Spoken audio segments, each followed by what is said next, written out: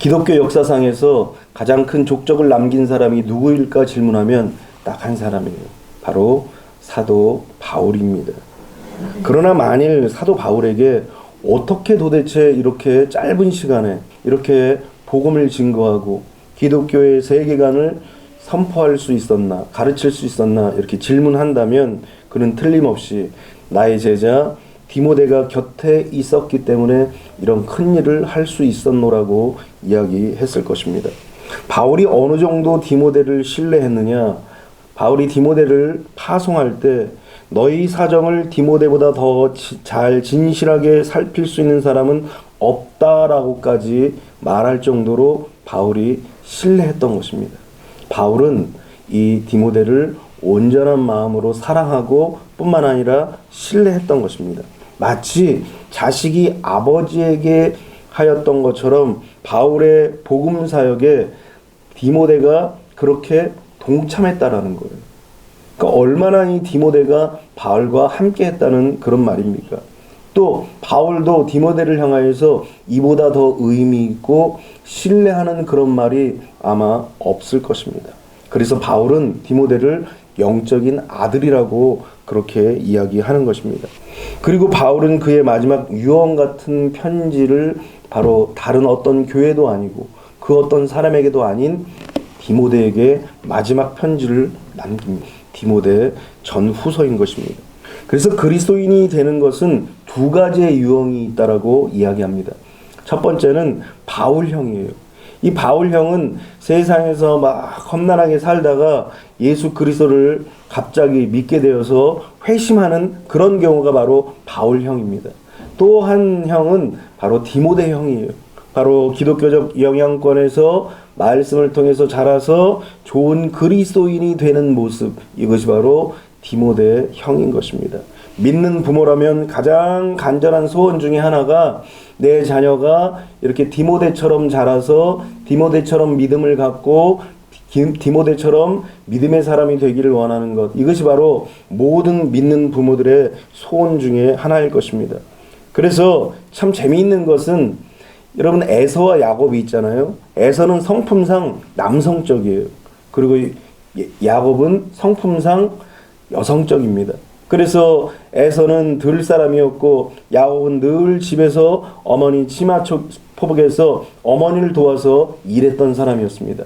대부분의 아버지가 어떤 아들을 좋아하겠어요? 좀 남성적인 아들을 좋아하겠잖아요. 여자들이 아닌 이상.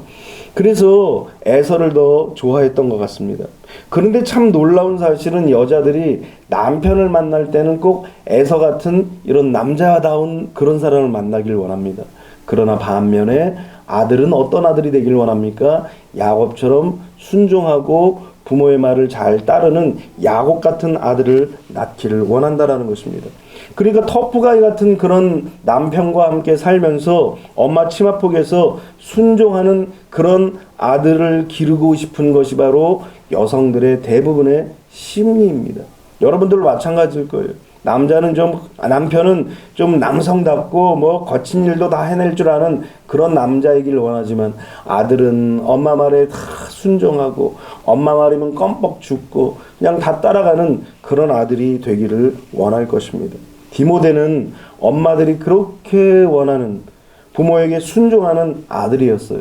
그러니까 소위 말하는 요새 말하는 무슨 말이 있죠? 엄친아.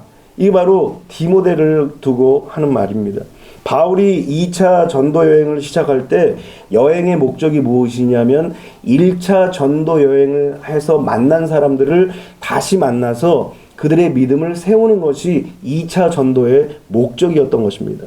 사도행전 15장 36절에 보면 며칠 후에 바울이 바나바더러 말하되 우리가 주의 말씀을 전한 각 성으로 다시 가서 형제들이 어떠한가 방문하자 하고 그랬어요. 그러니까 2차 전도의 여행의 목적은 1차 때 만났던 사람들의 믿음을 온전하게 세우기 위한 목적이었던 것입니다. 이렇게 바울과 바나바는 육로를 따라서 안디옥에서 출발하여서 다소를 지나 더베를 거쳐 루스드라에 드디어 도착하게 된 거예요. 이 루스드라에서 역사적으로 그리고 운명적으로 하나님의 섭리로 바로 이 디모데를 만나게 되었던 것입니다. 오늘 본문 사도행전 16장 1절로 2절에 보니까 바울이 더베와 루스드라에도 이름에 거기 디모데라 하는 제자가 있으니 그 어머니는 믿는 여자요 아버지는 헬라인이라 그랬어요. 이 오늘 본문의 내용을 보면서 디모데에 대해서 두 가지 표현을 하고 있습니다. 하나는 디모데를 제자라고 이야기하고 두 번째는 디모데를 칭찬받는 자라고 그렇게 이야기합니다. 디모데는 바로 이렇게 칭찬받는 자였다라는 거예요. 여러분과 또 여러분들의 자녀들이 하나님의 은혜 가운데에서 제자가 되고 그리고 모든 사람들에게 칭찬받는 자들이 되시기를 주님의 이름으로 축원합니다. 그러면 어떻게 우리의 자녀들이 이렇게 칭찬받는 자녀들이 될 수 있을까? 그것을 오늘 살펴보려고 합니다. 첫 번째는 부모가 스승이 되어야 한다라는 거예요. 디모데가 좋은 제자로 성숙해간 첫 번째 배경은 바로 학교도 아니었고 어떤 회당도 아니었고 바로 가정이었다라는 거예요. 성경은 디모데의 어머니가 믿는 유대 여자라고 강조했습니다. 그러니까 어머니의 신앙을 많이 받았다라는 사실입니다. 디모데서 후서 1장 5절에도 그런 이야기를 바울이 합니다. 이는 내 속에 거짓이 없는 믿음이 있음을 생각함이라. 그러니까 디모데를 볼 때에 바울은 항상 거짓이 없는 자, 또 믿음도 거짓이 없는 믿음이라고 그렇게 높이 평가했던 거예요. 그런데 이 믿음이 어디서 왔냐? 성경을 보면 이 믿음은 먼저 내 외조모 로이스와 내 어머니 유니게 속에 있더니 내 속에도 있는 줄을 확신하노라 그랬어요. 여러분들, 디모데가 거짓이 없는 믿음을 가졌는데 이 거짓이 없는 믿음이 하늘에서 갑자기 뚝 떨어진 것이 아니라 그의 외조모 로이스와 그의 어머니 루이스에게 유니게 속에서 이제 전수되어서 그 믿음을 받게 되었다라는 것입니다. 그러니까 디모데의 신앙의 유산이 그의 외조모에서 그의 어머니로 그의 어머니에서 디모데로 흘러왔다라는 거예요. 이렇게 거짓이 없는 믿음은 어떤 의미가 있냐면 성실하다라는 거예요. 믿음도 우리가 성실해야 돼요. 처음 내가 예수 그리스도를 믿고 신앙을 이어갈 때에 시련과 환난과 역경이 다 와요. 그럼에도 불구하고 어떤 역경과 시련이 찾아와도 성실한 믿음, 거짓이 없는 믿음은 흔들리지 않는다라는 거예요. 왜냐하면 예수 그리스도라는 바탕 위에 세워졌기 때문에 결단코 무너지거나 흔들리지 않아요. 물론 이런 믿음도 비바람도 오고 상소도 날 수도 있고 어려움도 찾아올 수 있습니다. 인생의 삶이 녹록하지만은 않잖아요. 그렇기 때문에 시련도 있고 역경도 있고 어려움도 찾아오는 것입니다. 그럼에도 불구하고 이 성실한 믿음은 어떤 비바람이 불어도 어떤 환난을 겪더라도 흔들리지 않고 좌로 우로 치우치지 않는다라는 것입니다. 마치 모세가 모세 될 수 있었던 것은 그의 부모의 믿음인 것처럼 그의 어머니의 강인한 그런 믿음의 영향을 받았던 것처럼 디모데가 디모데처럼 성장하고 이렇게 자랄 수 있었던 것은 그 배경이 믿음의 외할머니와 믿음의 어머니의 영향이었다라는 거예요. 이것이 대를 이어서 전수되었던 거예요. 디모데까지. 여러분, 사실 가정은 우리 인생이 첫 번째 경험하는 학교인 것입니다. 그러니까 어머니와 아버지가 인생에 제일 처음 만나는 선생님이에요. 스승이에요. 여러분들의 일도 마찬가지고 여러분들의 자녀도 마찬가지고 여러분들의 인생 속에서 가장 처음 만나는 분이 바로 처음 만나는 교사가 바로 어머니라는 사실, 아버지라는 사실을 우리는 잊지 말아야 됩니다. 일반 교육을 4세에서 5세 정도 시작을 하잖아요. 어린이집을 4세에서 5세 정도에서 받습니다. 그런데 일반 교육을 4세에서 5세부터 시작한다고 해서 그때부터 교육이 시작된 것이 아니라 모든 유아 교육학자들이 이야기하기를 4세 이전부터 이미 아이들의 교육이 시작되고 아이들의 교육이 이미 4세 이전에 80%가 완성된다라는 거예요. 뇌도 이 어린 아이들의 때에 갖춰진 이 뇌에 형성된 모습들이 어렸을 때 대부분 다 갖춰진다라는 거예요. 그러니까 부모의 책임들이 사실은 더 크다라는 거예요. 심지어 아이들이 젖을 물고 젖을 빨고 또 대소변을 보고 이러한 것들조차도 다 교육이라는 거예요. 이미 그것을 통하여서 교육이 이루어지고 있다라는 거예요. 어린 자녀에게 한마디 한마디 들려주었던 이야기. 어린애기가 솔직히 뭐 알아듣습니까? 못 알아들어요. 그냥 옹알옹알 걸어요. 그럼에도 불구하고 아이들이 알아듣든 알아듣지 못하든 그것과 상관없이 또 부모가 이 아이에게, 어린 아이에게 한 말을 여러분들 다 기억하세요? 못해요. 그럼에도 불구하고 기억하든 기억하지 못하든 이 모든 것들이 다 부모가 자식을 교육하는 과정이었다라는 거예요. 그래서 그 교육의 과정을 통하여서 이 자녀들이 그렇게 자라고 그렇게 컸던 것입니다. 그래서 우리 이 아이 인생의 소중한 부분이 바로 이렇게 부모의 영향에서 유래하고 있다는 사실을 우리가 기억해야 한다는 것입니다. 그래서 심리학에서 이것을 중요한 타자라고 얘기합니다. 이 중요한 타자는 무엇이냐면 한 사람의 그 인생에서 큰 영향력을 갖고 있는 사람이 바로 중요한 타자라고 얘기합니다. 이 중요한 타자라는 것은 자기에게 있어서 제일 영향을 많이 주는 사람이에요. 대부분의 사람이 누구겠어요? 바로 부모라는 거예요. 그래서 부모의 가르침이야말로 자녀의 인생의 기초가 된다는 사실을 절대 잊지 말아야 돼요. 그래서 자녀들이 커도 부모의 말씀을 때로는 듣기도 하고 때로는 싫어하기도 하는 이유가 뭐냐면 자기가 안 들으려고 해도 부모의 말에 영향력이 큰 거예요. 너는 잘 될 놈이야 이렇게 얘기하는 것도 영향력이 크고 너는 안 될 놈이야 이야기했던 그 이야기들이 과거에 자기의 생각 속에 이 무의식 속에 쫙 가라앉아 있어가지고 그것이 파동처럼 일어나는 거예요. 그래서 어떤 사건이 딱 일어나면 좋은 일이든 나쁜 일이든 그것이 파동이 되어서, 왜 우리가 돌을 던지면 파동이 일어나서 멀리 퍼지잖아요. 아니 나는 돌을 가운데 하나 던졌는데 아니 물결이 저 해변가까지 오는 거예요. 그런 것처럼 아이들의 심리에서 한마디 던져주었던 말들이 그의 인생에 마치 나비 효과처럼 커서도 장성해서도 그 이야기가 끝까지 그의 뇌리와 그의 심령과 그의 인생 속에 남아있다는 것이에요. 그렇기 때문에 부모가 자녀들에게 있어서 중요한 타자라는 사실을 기억하면서 자녀 교육이 그렇게 중요하다는 사실을 우리가 꼭 기억해야 되는 것입니다. 디모데는 그 외조모를 통해서, 그 어머니를 통해서 말씀으로 교육을 받았던 것입니다. 가정의 부모가 바로 무엇이 된 거예요? 스승이 되고 교사가 되었던 것입니다. 그래서 부모가 스승이 되어서 무엇을 가르쳤느냐? 기독교적인 가치관, 기독교적인 세계관을 가르쳤다라는 거예요. 여러분, 복음을 가르치고 예수 그리스도를 가르치는 것이 얼마나 중요하냐면 이 복음 안에, 예수 그리스도 안에는 하나님이 원하시는 세계관과 가치관이 다 들어있는 거예요. 그러니까 이 복음이 그렇게 중요한 거예요. 여러분들이 복음을 받아들여서 이 복음을 똑같이 증거하고 전할 수만 있다면 여러분의 인생은 완전히 달라져요. 왜? 복음 안에는 하나님의 성경적인 가치관과 성경적인 세계관이 들어있기 때문에. 그래서 이 복음을 가슴속에 딱 품고 있으면 하나님의 말씀으로, 하나님의 세계관으로, 하나님의 가치관으로 무장된 사람이 되는 거예요. 이걸 가지고 여러분들이 자녀들에게 쏟아내는 거예요.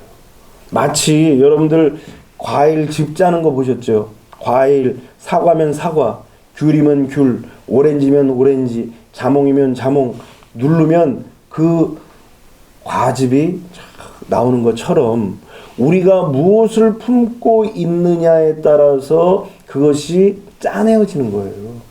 그래서 우리가 마치 걸포전에서 융단 폭격을 하듯이 하나님의 말씀으로 우리의 심령을 융단 폭격을 해야 돼요. 복음도 마찬가지인 거예요. 복음이 어렵지가 않아요.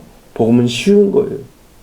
그런데 이 복음을 우리가 잘 모른다라는 거예요. 그래서 어려움과 시련과 역경이 오면은 뭘 찾아갑니까? 인간적인 방법을 찾아가요.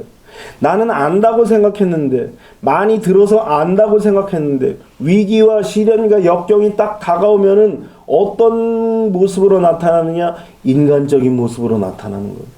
세계관이 뭐지? 가치관이 뭐지? 잊어버리는 거예요.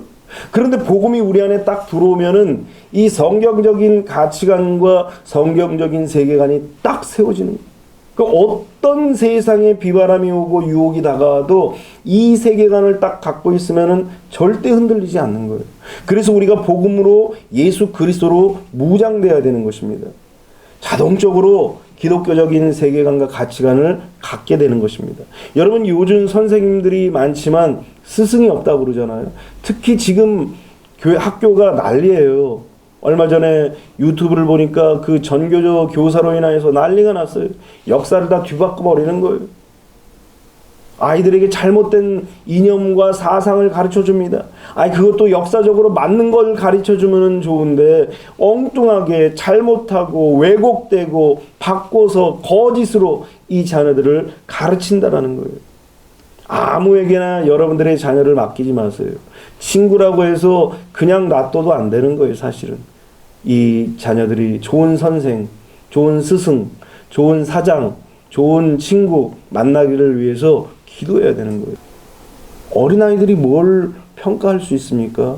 내가 보기에 좋고 내가 보기에 멋있다 생각하면 쫓아하는 거예요.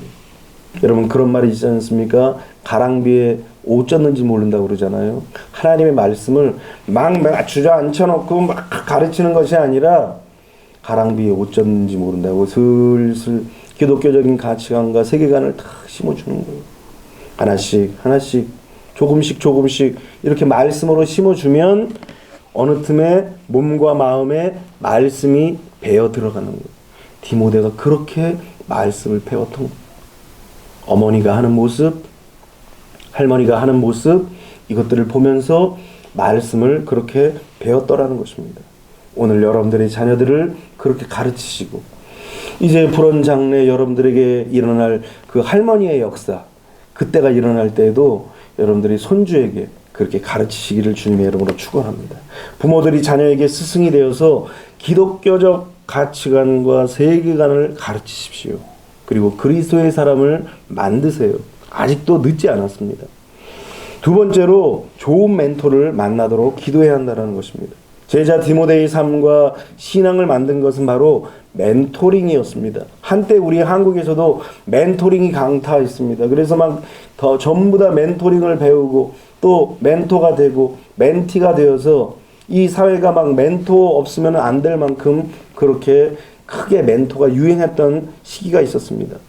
한 사람이 인생을 제대로 살아가기 위해서 가장 중요한 만남 셋이 있는데, 그것이 바로 부모의 만남이었고, 그리고 스승과의 만남이었고, 그리고 배우자의 만남입니다.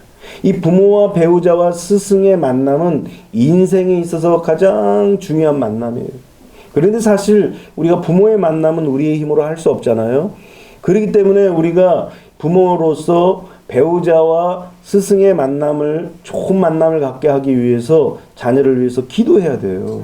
여러분들이 자녀들의 배우자를 위해서 기도하십시오. 여러분들이 만나는 그런 자녀들이 만나는 모든 사람들이 좋은 스승이 되기를 위해서 기도하십시오. 그것이 바로 부모가 해야 될 중요한 사명 중에 하나인 것입니다. 이런 면에서 디모데는 바로 바울이라는 멘토를 만나게 되었던 것입니다. 바울이 약 2년 동안 디모데와 함께 생활하면서 그의 가능성을 딱 발견한 거예요. 그리고 그를 신뢰할 만한 사람이라는 사실을 발견한 거예요. 그래서 그를 칭찬할 만한 자라는 것을 확인하고 제자로 딱 영입한 것입니다. 바울은 그렇게 디모데의 멘토가 되었던 것입니다. 여러분들도 다 잘 알겠지만 멘토의 말은 사실 본래 그리스 로마 신화에서 나오는 오디세이에서 나오는 이름인 것입니다. 주전 1200년 이타카 왕국에서 오디세이가 이제 이 유명한 트로이 전쟁을 참전하게 되잖아요. 트로이 전쟁을 참여하면서 이 전쟁을 참여하면서 아들을 떠나 있어야 돼요. 가정을 떠나 있어야 되다 보니까 어린 아들을 훌륭하게 키우고 싶은 이 오디세이의 마음속에 어떤 방법이 있을까 생각해서 찾은 것이 바로 좋은 스승을 옆에 붙여주는 거예요. 그래서 믿을 만한 친구를 이제 찾아서 이 아들을 맡겼는데 그 사람의 이름이 바로 멘토인 것입니다. 그러니까 멘토는 누구예요? 사람 이름인 거예요. 오디세이가 전쟁에서 돌아오는 시간이 10년인데 10년 동안 이 멘토는 이 아이를 위해서 마치 부모처럼, 또 마치 상담가처럼, 또 마치 친구처럼, 또는 스승처럼 그렇게 10년 동안을 이 오디세이의 아들과 이제 교제를 나눴던 것입니다. 그래서 이후에 멘토라는 말은 한 사람의 이름이 아니라 지혜와 신뢰로 한 사람의 인생을 이끌어주는 지도자라는 그런 통칭하는 그런 대명사가 되었던 것입니다. 그래서 이 멘토가 하는 멘토링이라는 것이 무엇이냐면 한 사람이 다른 사람과 인격적인 관계를 맺고 그 사람의 인생을 세워주는 그런 과정을 멘토링이라는 거예요. 그래서 한 사람의 인생을 세워주는 이 멘토링을 받는 것이 그만큼 중요한 것입니다.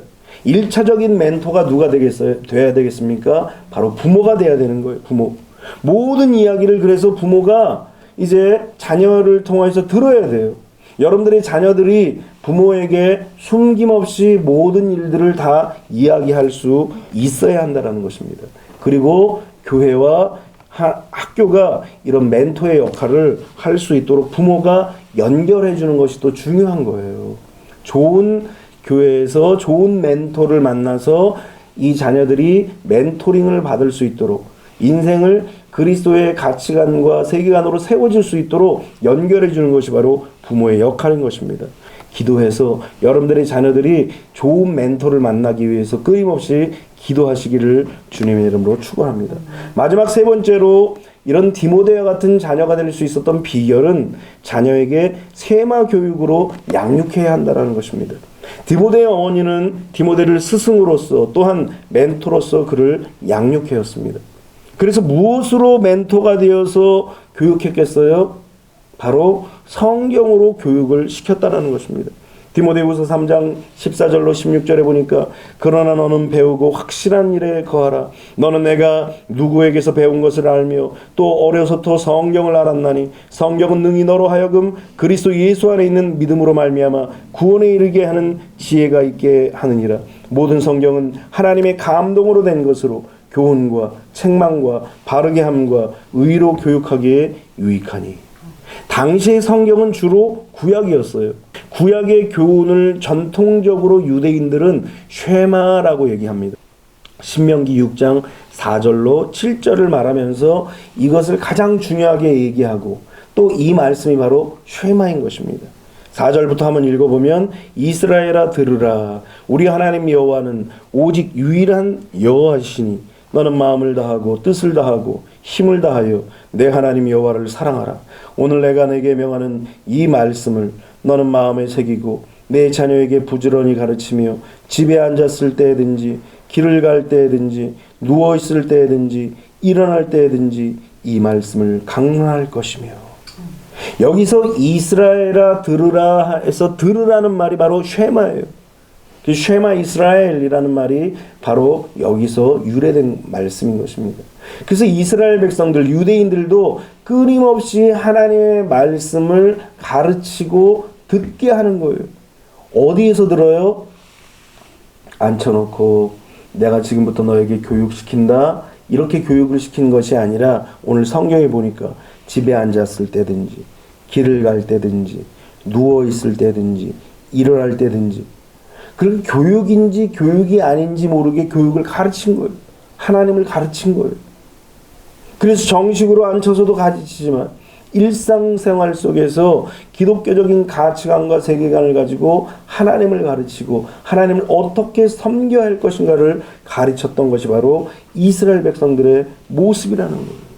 그래서 하나님의 백성들의 특징이 뭐냐? 하나님의 말씀을 듣는 거예요. 여러분, 하나님의 백성인지 아닌지 나를 시험해 보라고 그러잖아요. 내가 구원받았는지 못 받았는지 시험하라고 그러잖아요. 그 시험을 간단하게 어떻게 치릅니까? 하나님의 말씀을 듣느냐 안 듣느냐. 쉐마 이스라엘.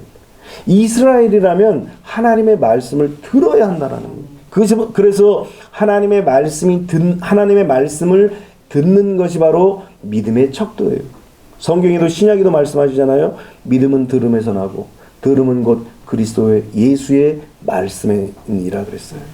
그러니까 예수 그리스도의 말씀을 듣는 것, 이것이 바로 모든 믿음의 척도인 것입니다. 그래서 하나님의 백성들은 반드시 하나님의 말씀을 들어야 되는 것입니다.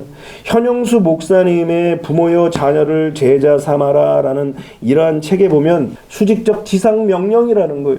이 땅에 내려준 하나님의 명령이에요.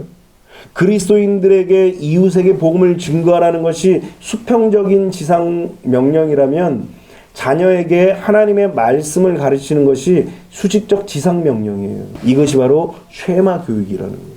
자녀들에게 이스라엘, 하나님의 택하신 자녀, 하나님의 백성아 들어라. 하나님의 말씀을 들어라. 이 말씀을 들어라. 이 말씀을 들어야 네가 산다. 그런데 결국 살 수 있는 그 말씀이 뭐예요? 하나님을 섬기는 거예요.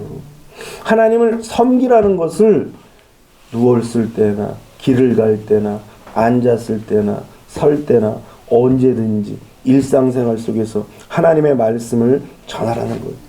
여러분, 성경의 주제가 바로 구약인데 이 신약의 주제는 바로 구원의 복음이라면 구약의 주제는 선민으로서 구원받은 자들을 위한 교육이 바로 구약 성경이에요.